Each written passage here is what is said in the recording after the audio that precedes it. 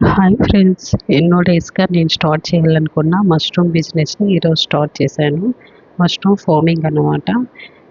First garden అంతా ముందుగానే sterilise చేసుకొని డ్రై చేసుకొని పెట్టుకొని ఇలా బ్యాగ్స్ని ఫిల్ చేసుకోవాలి. లేయర్స్ స్పాన్ వేసుకుంటా మనం ఒక ఒక బ్యాగ్కి 5 to 6 లేయర్స్ వేసుకున్న తర్వాత ఇలా బాగా నీట్గా గడ్డిని స్ప్రెడ్ చేసుకొని చూడండి, చూసిన విధంగా అట్లా రౌండ్గా గడ్డిని స్ప్రెడ్ చేసుకోవాలి.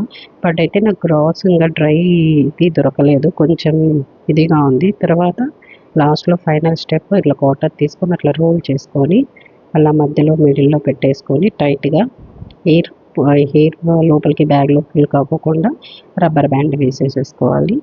ఇది 20 days డార్క్ రూమ్లో పెట్టాలండి. ఆ తర్వాత అది కాటన్ ఎందుకు పెట్టామంటే ఏమన్నా ఎక్స్ట్రా మాయిశ్చరైజర్ అలా ఉంటే కాటన్ అనేది తీసేసుకుంటుంది. నెక్స్ట్ హోల్స్ పెట్టి అట్లా నేను చూపించిన విధంగా గట్టిని అది కాటన్ని హోల్స్ పెట్టి కాటన్ని అట్లా పెట్టేసుకోవాలి.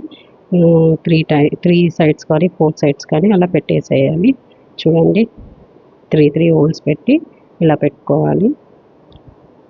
ఎక్స్ట్రా మాయిశ్చరైజర్ కానీ లోపల ఎక్కువ తేమ ఉంటే దీన్ని కాటన్ అంతా తీసేసుకుంటుంది. 20 days వరకు అది బ్యాగ్ని అలానే పెట్టాలి డార్క్ రూమ్లో.